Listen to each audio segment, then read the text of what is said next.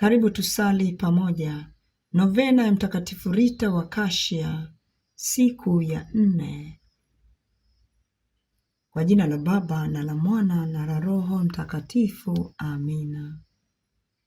Ee mtakatifu wa yale yaliyoshindikana na wakili wa waliokata tamaa, hizi ni sifa safi zenye kujaa tumaini kwa roho zenye kujaribiwa na uchungu.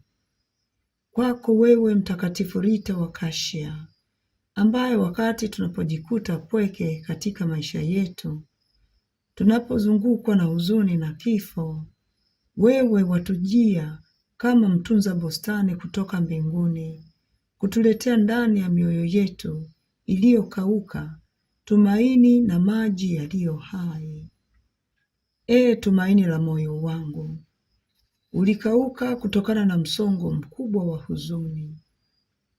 Uzito wa maafa umenielemea, mashaka yananiogofya na sijui nielekee wapi kutafuta msaada ninaohitaji. Kwako wewe Rita mwema, ninakuamini sana na kukutegemea.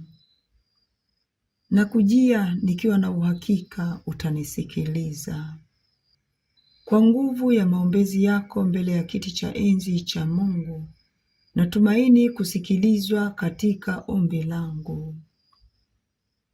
Hapa omba hitaji lako unalotaka kumwomba Mungu kupitia Mtakatifu Rita.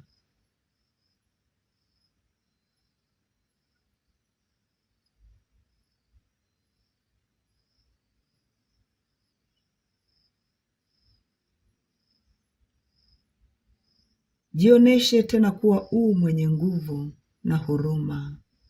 Nithibitishie pia kuwa ni kweli kama wafuasi wako wanavyokukiri kuwa mtakatifu wa yale yaliyoshindikana na wakili wa waliokata tamaa.